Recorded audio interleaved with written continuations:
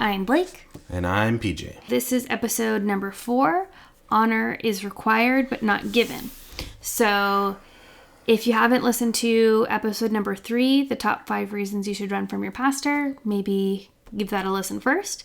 And in this episode, we're breaking down reason number 1 of our top 5 reasons. So we're going to give some real life examples of situations that happened to us from the church that we were at where it was evident that honor is required and not given.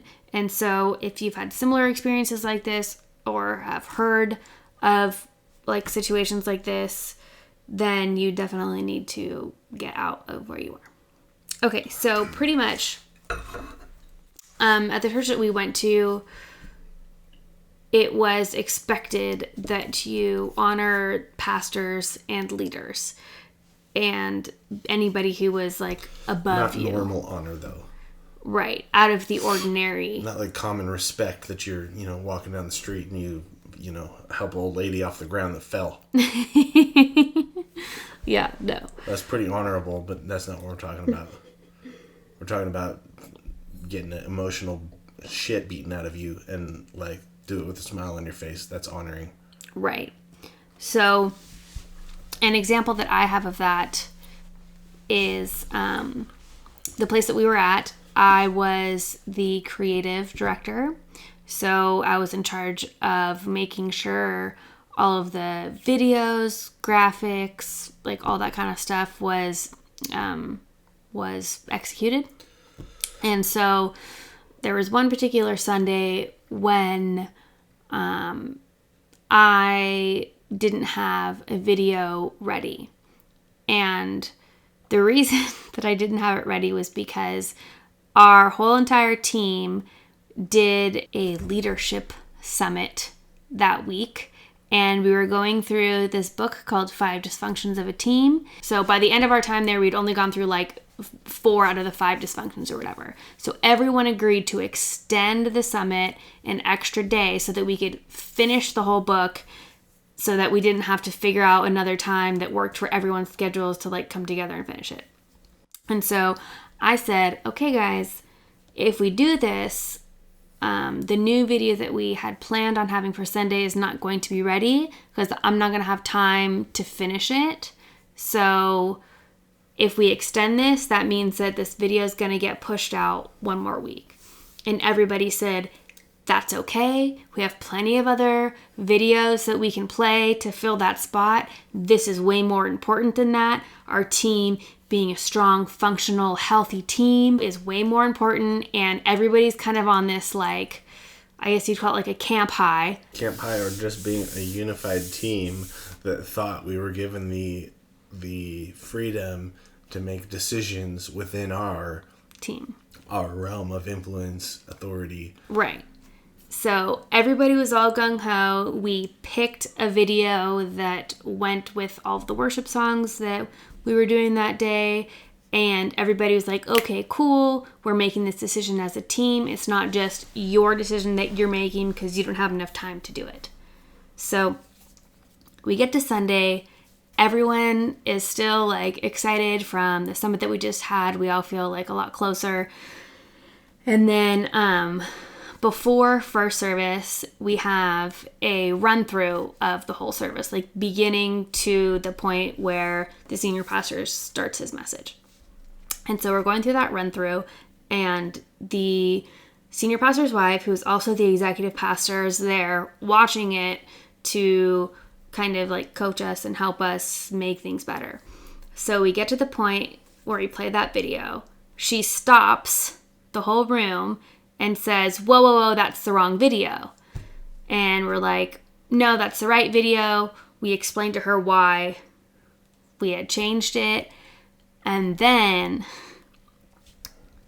she threw a fit. And not like, it was more than a fit, I would say. She got on the microphone, and we were in the sanctuary, which wasn't that big, but there was about 30 people in there.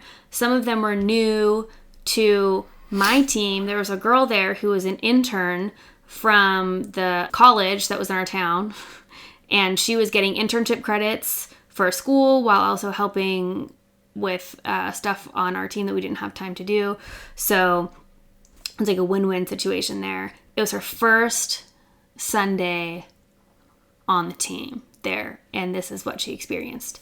So anyway, the pastor gets up, starts yelling at me and my other main team member on the microphone, yelling at us, saying like, how like dare we not have this video ready? Like the person's video who we were supposed to play like brought all of these new people to church. Like, what are they gonna think? Like, people could have been saved today from that video, now they're not. Like saying all this stuff like it's my personal fault that people are going to hell like if they died today because I didn't have this one video ready. And so I just sat there and took it. I said, I'm sorry, like we decided this as a team.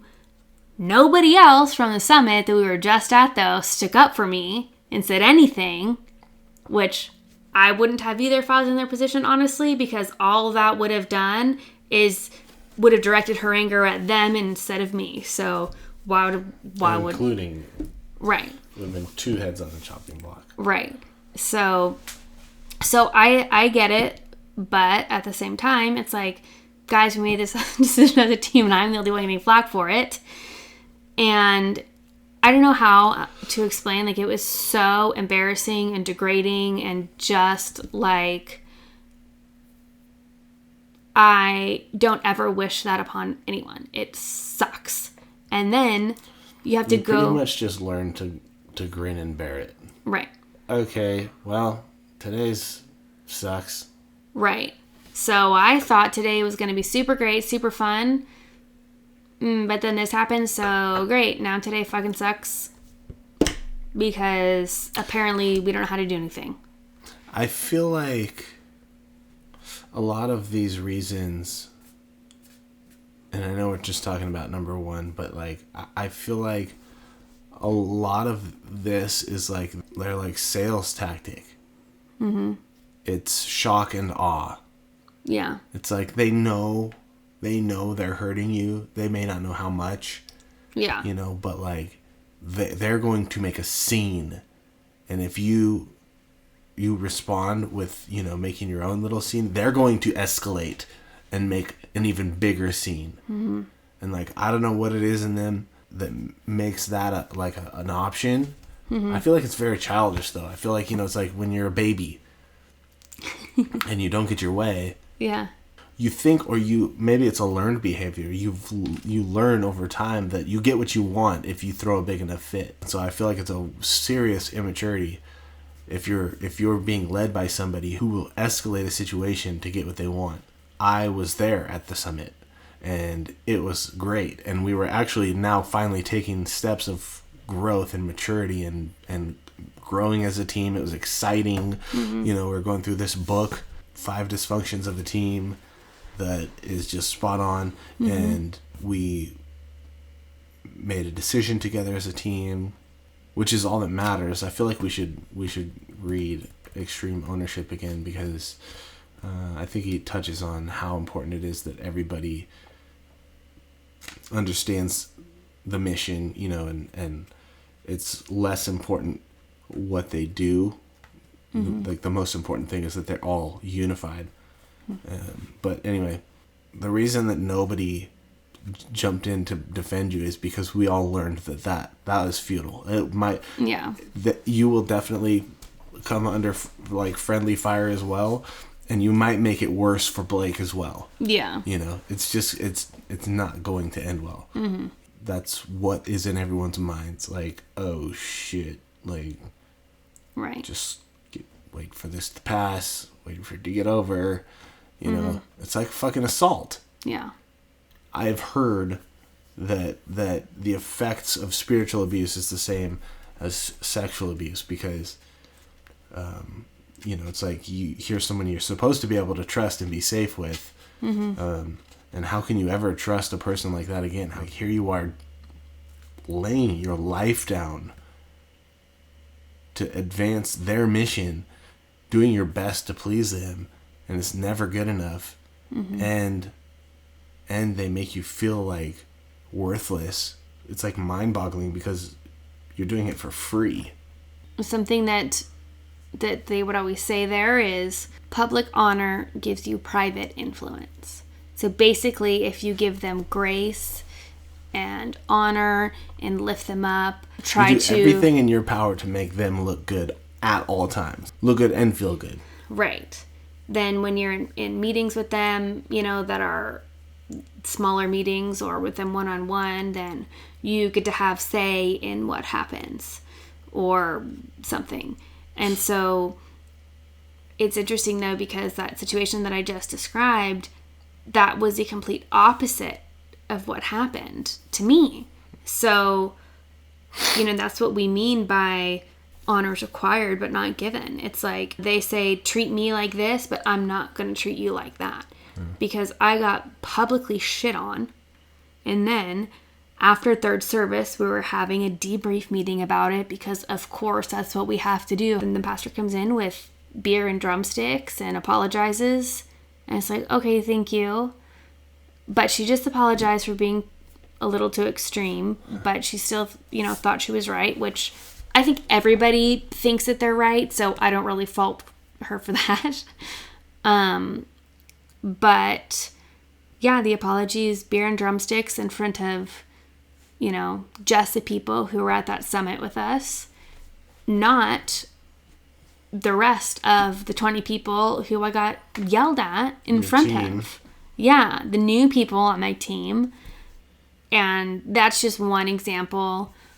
There's plenty like that. And I think that that's something too that we've thought about, and why these are some of the main reasons why if you see stuff like this, like, you've got to get out of there, is because it's not just this one instance. It was something that happened all the time. Yeah. Frequently to many people, not just to me.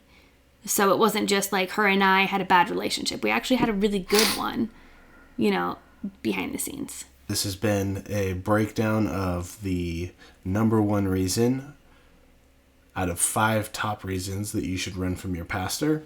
If you like this episode, hit the thumbs up button, please. Subscribe. Follow us on all the social media listed in the description. If this pissed you off, hit the thumbs down and tell us why.